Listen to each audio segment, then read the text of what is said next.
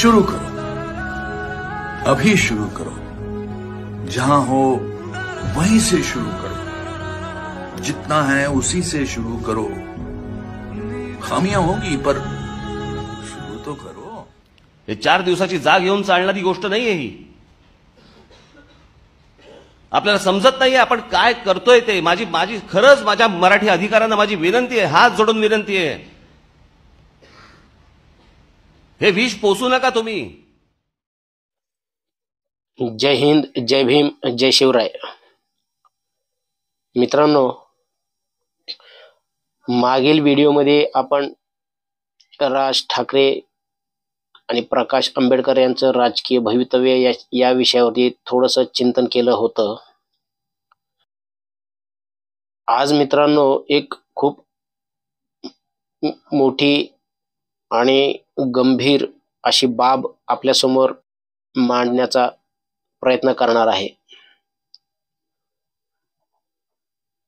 मित्रांनो, मनसेचे नेते, पुण्यामधील मनसेचे नेते वसंत मोरे यांनी दीर्घकालानंतर आपल्या पदाचा राजीनामा दिला आणि मनसे सोडली।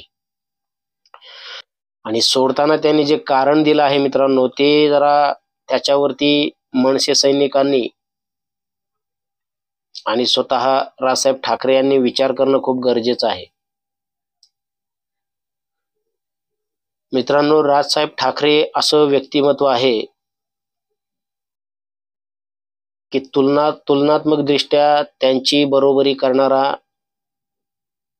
नेताच अस्तित्वात नाहीये। खरी गोष्ट आहे मित्रांनो, ही दैवी देणगी लाभलेले अचंबित व्यक्तिमत्व आहे राज ठाकरे म्हणजे मिश्रण, जे राज ठाकरे नामक जे मिश्रण आहे, जे व्यक्तिमत्व आहे ते अचंबित आहे।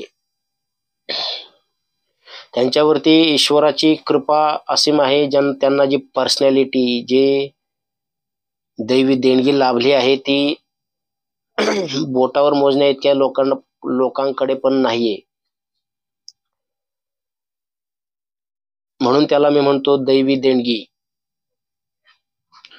मित्रांनो, ते जेव्हा व्यासपीठावर उभे राहतात भाषण देण्यासाठी, तेव्हा त्यांची खरी प्रतिमा दिसते की जनता त्यांना वोट करो या ना करो, परंतु जनता विवश होते त्यांना ऐकण्यासाठी, त्यांचे विचार ऐकण्यासाठी। ते काय बोलत आहेत ते चुंबकाला ज्याप्रमाणे लोखंड चिटकतो ना, चुंबक हा त्याचा गुणधर्म आहे चुंबकाचा की तो लोखंडाला खेचून घेतो। तसं राजसाहेब ठाकरे यांचं आहे। त्यांना मतदान लोक करू की ना करो, परंतु त्यांच्या व्यक्तिमत्वाने, त्यांच्या बोलण्याच्या शैलीने ते लोकांना आपल्याकडे खेचण्यात यशस्वी होतात।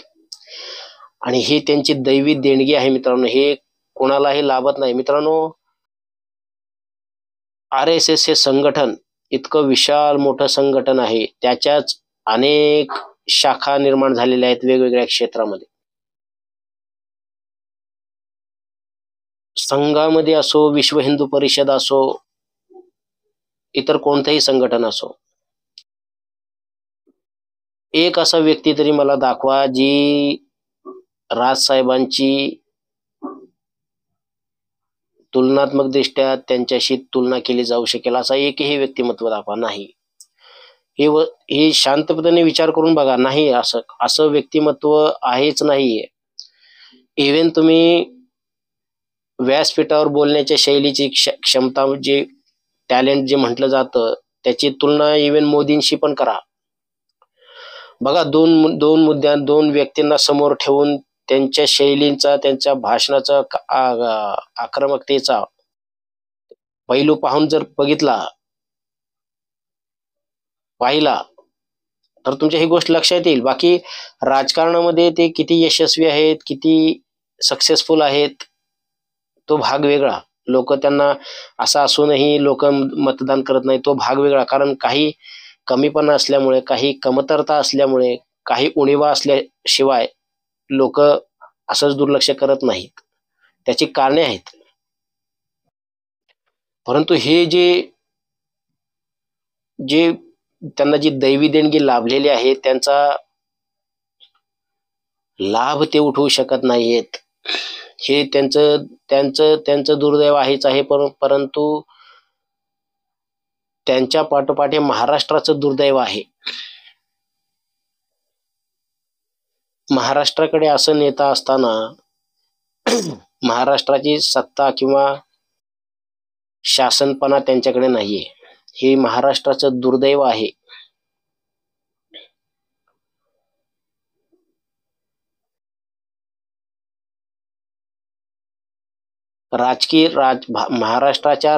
महाराष्ट्राच्याच नाही तर देशाच्या राजकारणामध्ये असं व्यक्तिमत्व शोधूनही भेटणार नाही.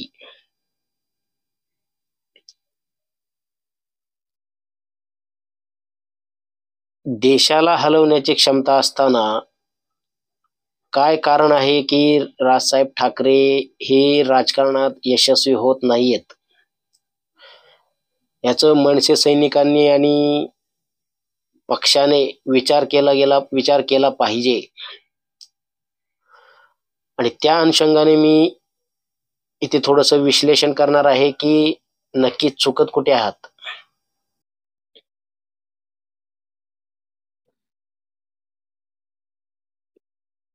मित्रांनो, महाराष्ट्राला खरोखरच राजसाहेबांची आवश्यकता आहे, त्यांची गरज आहे.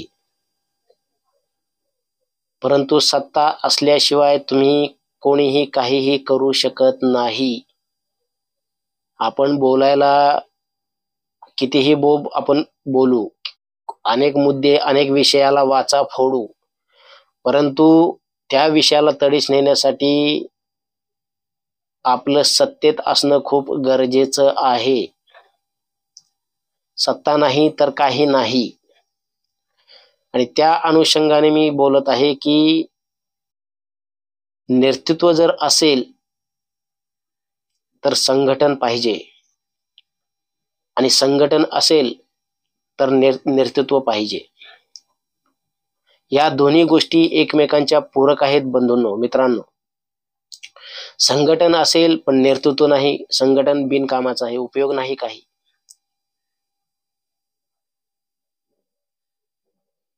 नेतृत्व करण्याची क्षमता आहे परंतु संघटन नाही.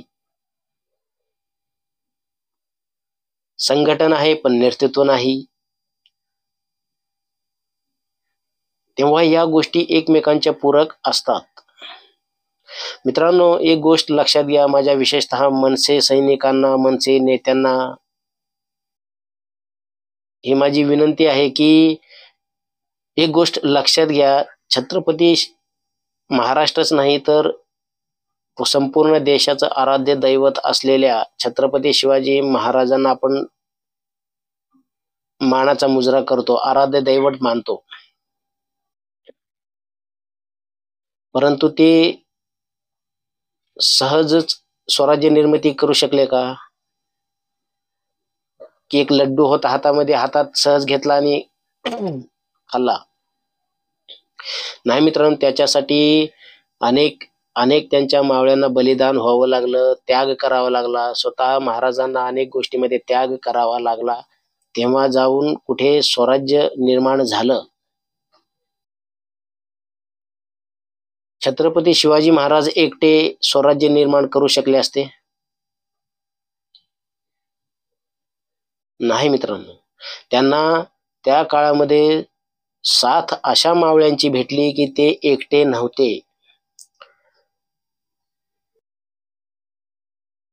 बाजीप्रभू देशपांडे असो, शिवा काशिंद असो, तानाजी मालुसरे, अशा असंख्य शूरवीरांचा ताफा, त्यांचं सहकार्य, वेळप्रसंगी बलिदान होण्याची क्षमता, अशा वीरांचा पाठिंबा त्यांना होता. म्हणून ते निश्चिंतपणे स्वराज्य निर्माण करू शकले. ते एकटे नव्हते. आणि याची तुलना जर आज आपण राजसाहेबांशी केली, मी छत्रपती शिवाजी महाराजांशी त्यांची तुलना करत नाही, संघटनात्मक दृष्ट्या त्यांची तुलना करत आहे. ते एकटे नव्हते, पण आज महाराष्ट्र नवनिर्माण करण्यासाठी राजसाहेब ठाकरे बाहेर पडलेले आहेत, परंतु ते एकटे आहेत. दिसायला त्यांच्यासोबत असतात नेते पदाधिकारी वगैरे वगैरे, परंतु ते एकटे आहेत.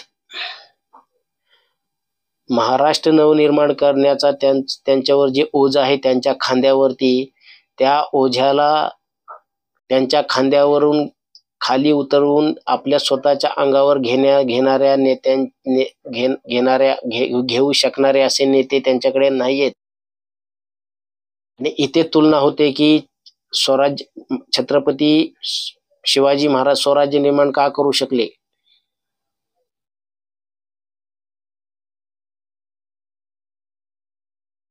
राजसाहेब हे एकटे आहेत, त्यांना खऱ्या मावळ्यांची गरज आहे.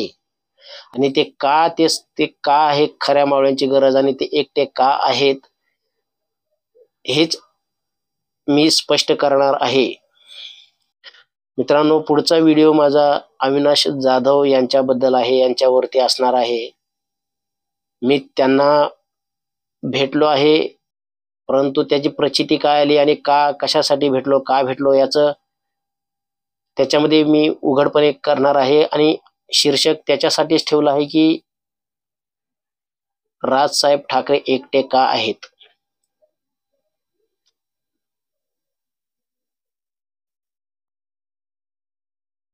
तुर्तास इथेच थांबतो मित्रांनो. पुढच्या व्हिडिओमध्ये त्या घटनेचा, त्या भेटीचा विवरण मी आपल्यासमोर मांडणार आहे. आणि मग आपणच ठरवा की मी जे बोलत आहे की राज ठाकरे एकटे आहेत ते बरोबर आहे की चूक आहे, ते तुम्हीच ठरवा. तुर्तास इथेच थांबतो मित्रांनो. जय भीम, जय हिंद, जय शिवराय. भेटूया.